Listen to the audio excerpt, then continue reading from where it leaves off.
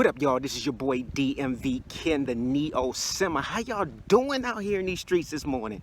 Everything is going well. I hope everything is blessed and lovely in your life, man, and everything is going good. I wish you well, man. I wish you much blessings and success in everything in life that you do and everything that you have and you're looking forward to and that your heart and your mind desires. What's up?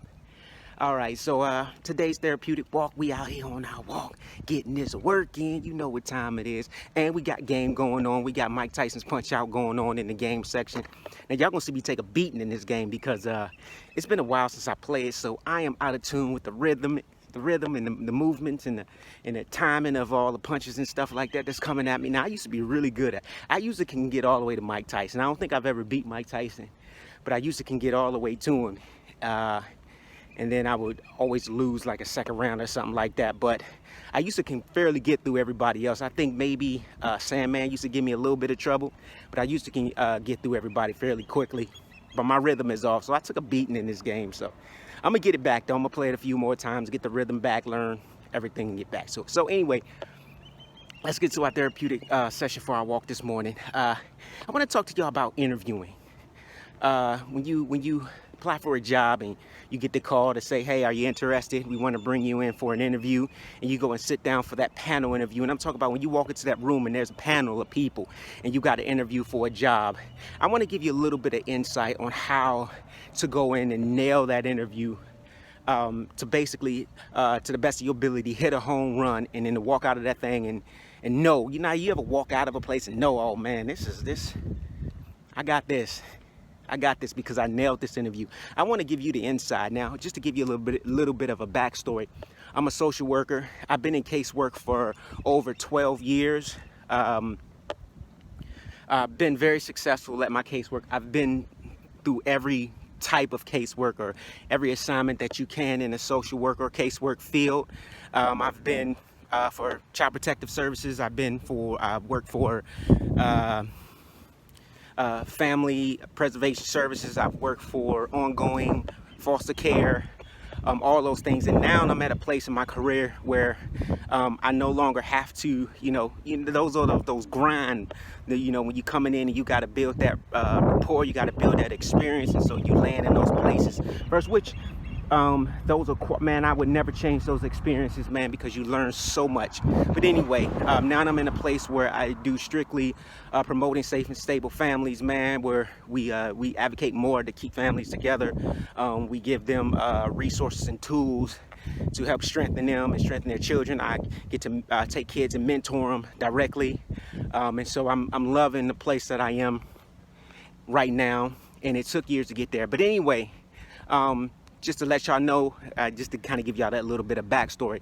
But now I sit on interview panels because of my experience and because of what I bring to our office.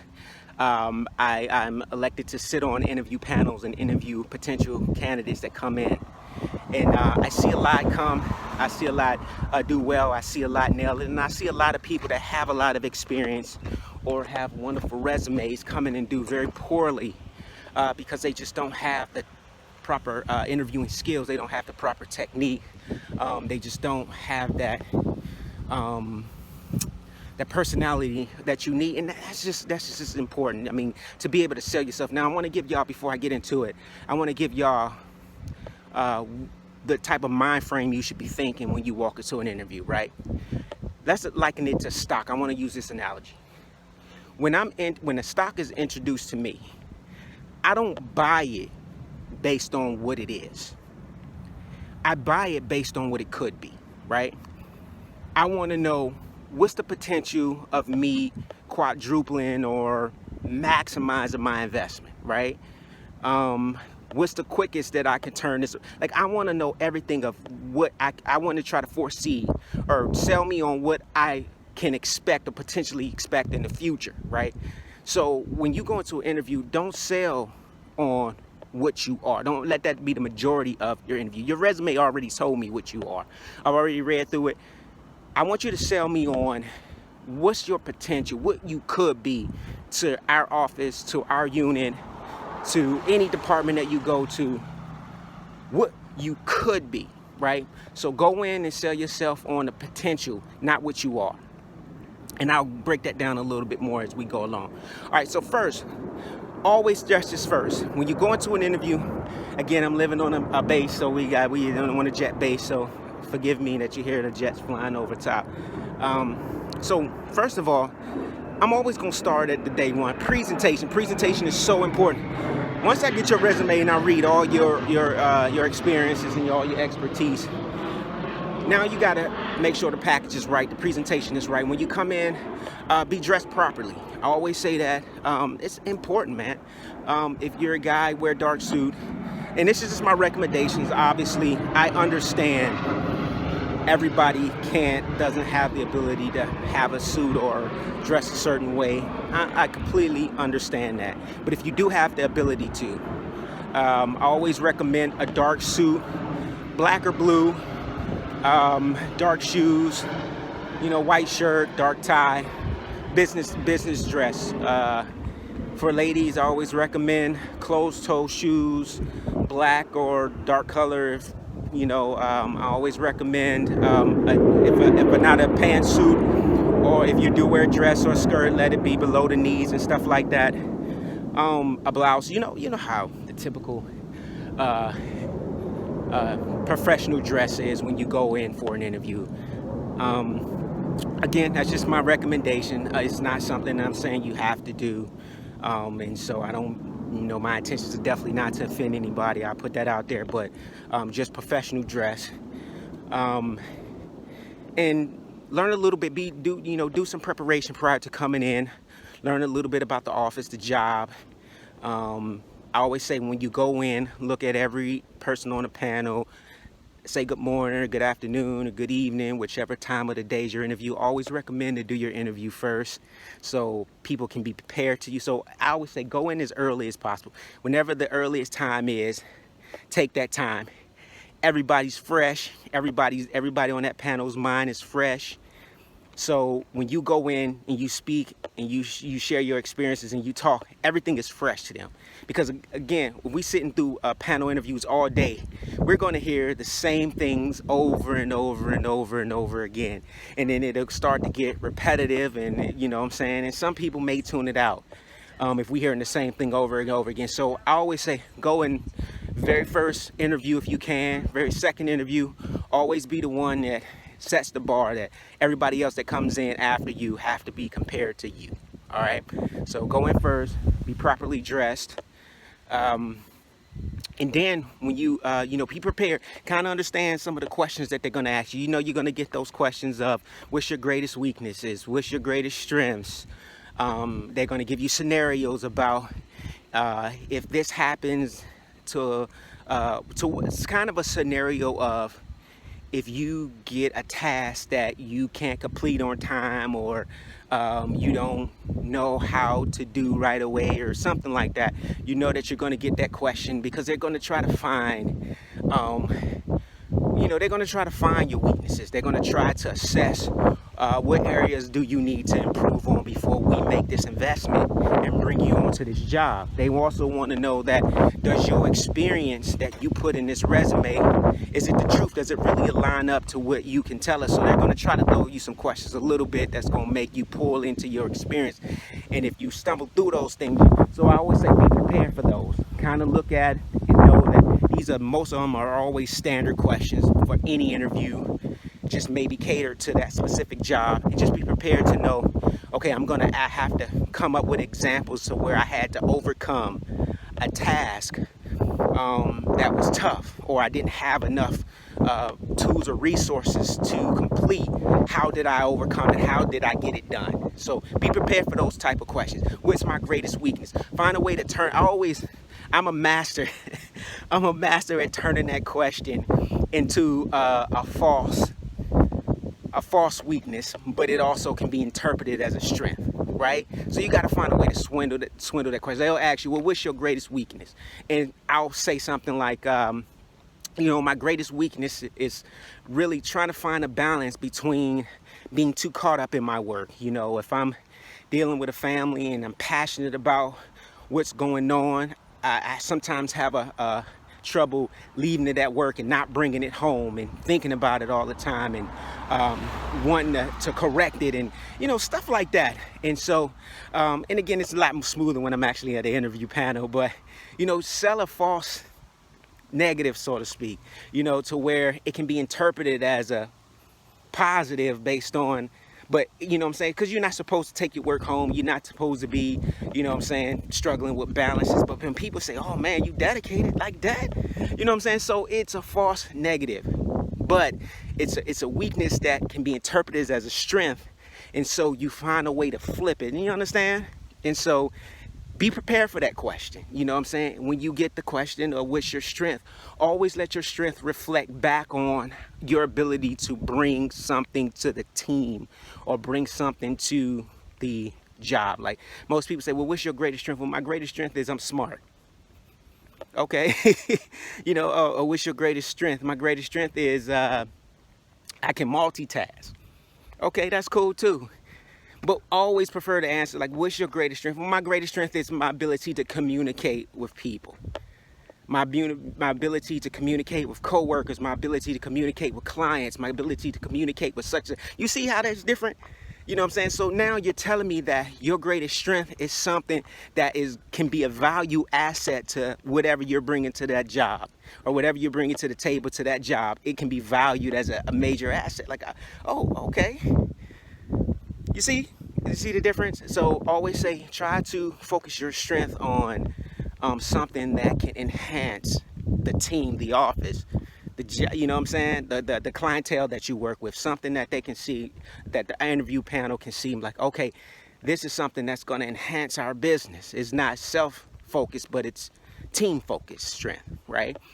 I always say, dress correctly if you can, obviously, to the best of your ability, or at least if you don't have a sport coat, at least have a shirt and a tie on. Let your kind of see if you can develop a way to make your weakness a false negative, so to speak, or false negative, which is actually can be interpreted into a positive. Let's see. Be prepared for those questions of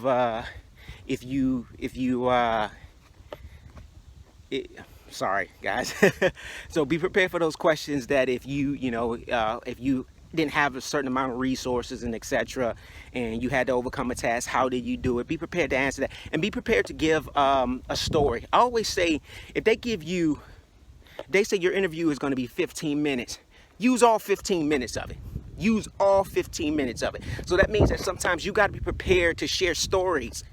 When you give an example, be prepared to share a story about a task that you had to overcome where you didn't have resources. Think about that early. Don't be caught off guard with that question. You are going to, listen to me, you are going to get that question no matter what job you interview for. What job you interview for, and if it's a panel interview, definitely it's a panel interview. You are going to get that question. What did you have to accomplish that you did not have enough resources for, and how did you get it done? Be prepared to share an in-depth story about how you had to get it done. So start thinking about that well before you get an interview. Start rehearsing that well before you get an interview. So when that question comes, boom, you nail it right away. I've seen so many people sit in interviews and stumble through that question, find a way to get around it so quickly, unprepared for that question. It's such a killer. It's such a killer. Okay? Be prepared. Confidence is everything. When you sit down, obviously you're going to be nervous because you're in a job interview. A job could change your life. Be comfortable. Try to be as comfortable as you can. Don't show your nervousness. Sit down, relax. If you need to take time to breathe, if you need somebody that asks the question because you didn't understand it, that's fine. Do that. Do that. All right? Next, be prepared to also in some way incorporate I know, again, I'm always gonna say that, sell the potential. I will rather have somebody that has potential, somebody that I can invest in, somebody that I can teach, somebody that I can coach long term, that's going to be able to be somebody I can easily work with. I would rather have them any day than somebody who's super experienced but very arrogant and hard to work with. Somebody who does not want to work with the team. Like if I ask a question, if there's something that you don't understand, like if we give you a task and you don't understand it, what precautions or what measures would you take in order to get the task done? Like you get a system or something you don't understand. If you immediately tell me, well, I'll ask my supervisor. Understand, like I understand wanting to go to your supervisor, but I want you to understand something. Your supervisor has so much going on, or the office manager, whoever is it, they have so much going on. Every time you run into a problem, even though at the beginning they're going to help you, it's tough to constantly have to walk you through something all the time when you got teammates there, right there, that you can walk over to and ask, and they can show you. And it eliminates your supervisor, your boss, from having to stop what they're doing to assist you on something that you have a team for. So if you tell me that if you have a systems problem or something that you don't understand, and then you immediately go to your supervisor before you go to your team, to me that's just like, okay, are you going to be a team player, or are you going to be an individual to where I need to be able to take all the credit, to me, that's just the issue that I have.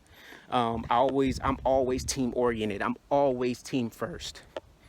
Always team first. When I sit on interview panels and I listen to people speak, I want to hear you team centric, team oriented. I want you to be able to trust and be a team player, because when we get projects and we get assignments that we have to do, you have to depend on your teammates. You can't always go run to your supervisor. We bring the supervisor in issues that we can't, that requires executive decision making. So I always look for, are you a team player? Always sell that you're a team player. I always go into an interview because I am a mentor. I don't just mentor my clients and the kids on my caseload. I always mentor other workers too, especially young people that come in that start out and they want to move up.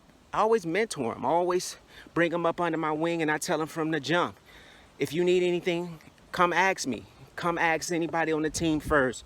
I always show them the ropes. I always, give them a base on how to do a certain task, and then tell them, hey, you'll eventually find your niche. You'll find your own way. You'll find how you handle these certain things. I'm just going to give you a base to start with, and then you'll develop your own style as you go along. So I always tell people to sell that you're a mentor, sell that you're a part of office morale, sell that you'll, you want to be a part of this committee and that committee, as far as enhancing communication and morale in the office and things like that. Those things are major, man. I can't tell you the amount of people that we selected based off of their potential versus their experience.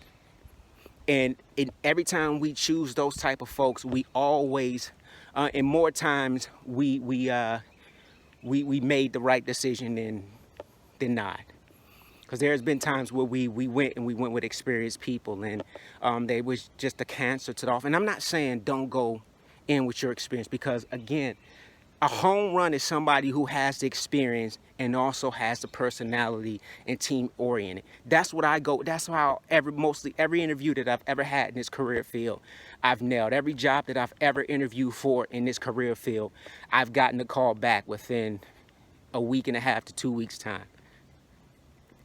Every job, because I go in with experience, and I also go in with personality. I go in with a team first mindset, and that's not something that I fake. That's the truth with me. Like that is what my career, that's what my passion is based off. I'm always going to be team first, because it was teammates that helped build me throughout my career and helped me get to the place of where I am now. So I've always been raised in this career field as a team first player, and that's how I'll always be, and that's what I promote from day one. So be team oriented. At the end of your interview, when they ask you, do you have any questions? Always ask a question. Always ask a question. You know what I say? I always ask them, as a new worker, or not as a new worker, but as new to this area, because again, we're a military family. My wife is active duty, and so we move every few years or so to a new location. And so for me, the toughest thing for me going into a new job is learning new systems, because every state has a different system that they operate off of, or a different program that they use to document. And so I have to relearn a new system every time we relocate. And so I always say, or just a new environment. And I always ask the question, if you had any advice to give to a worker on something they should avoid coming into this office, what would it be?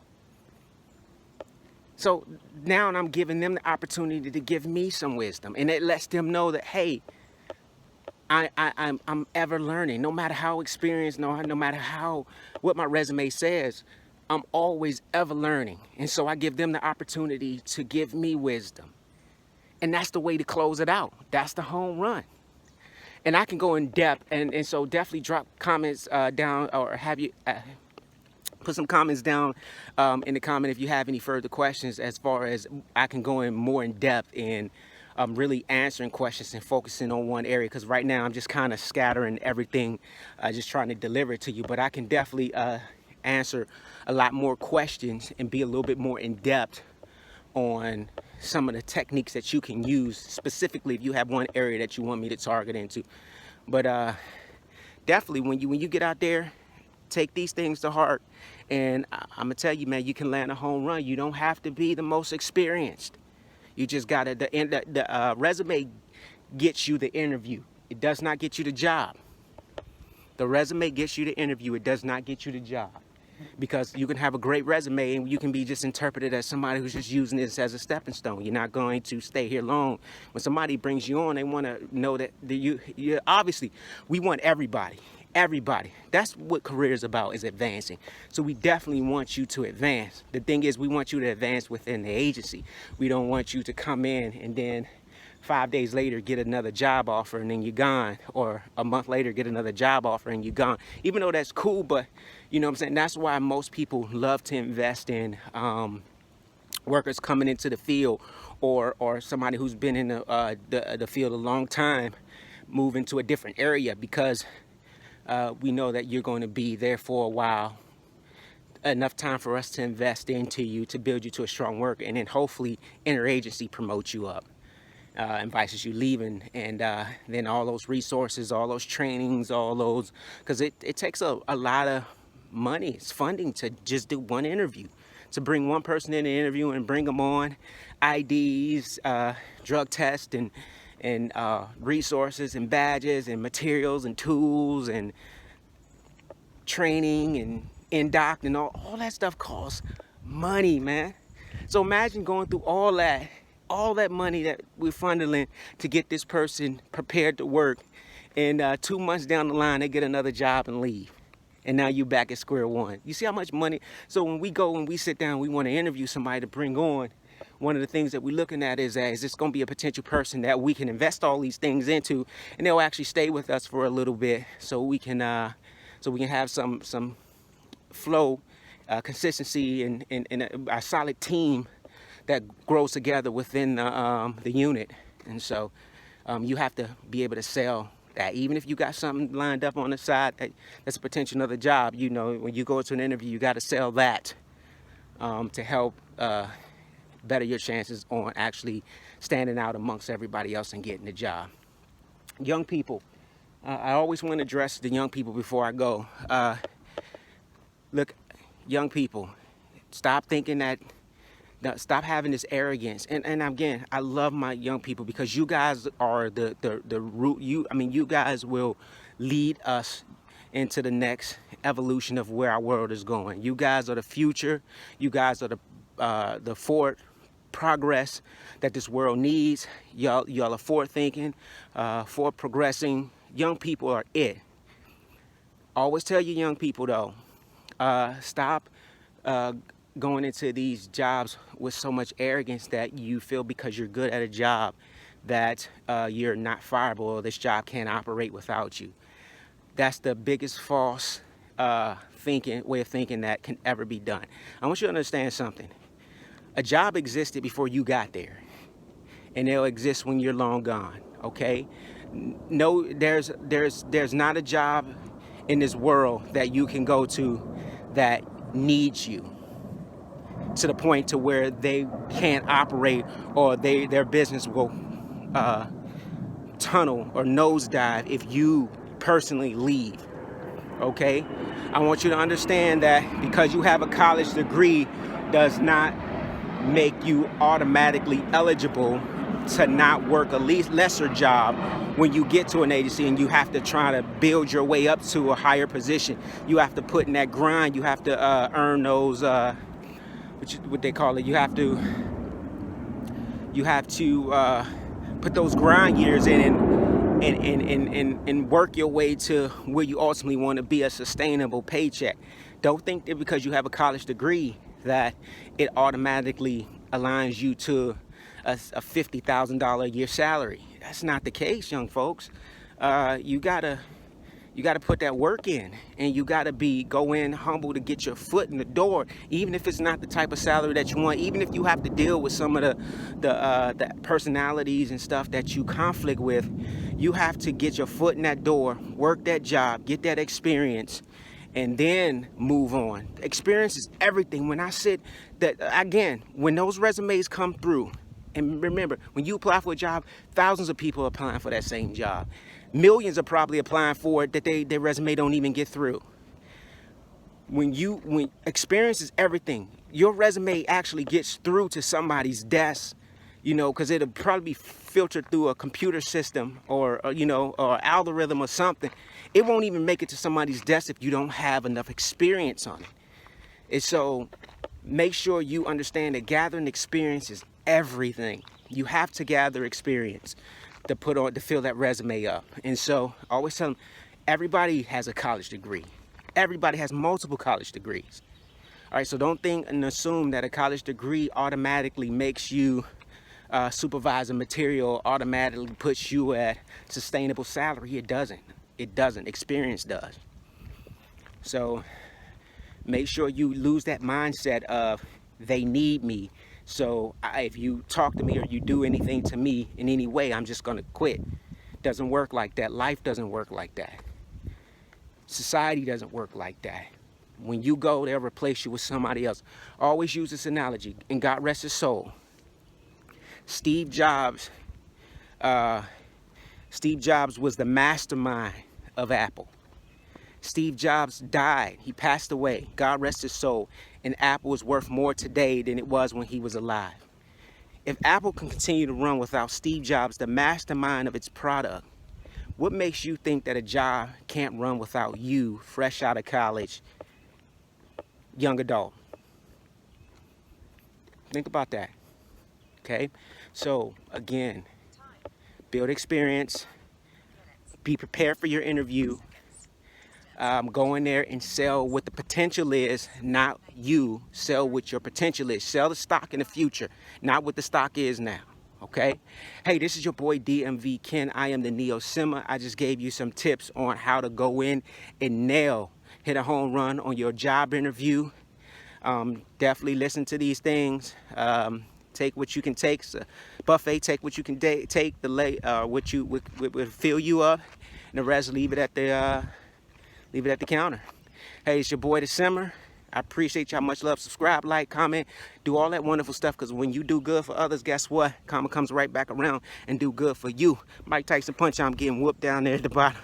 Hey, I'm out, y'all.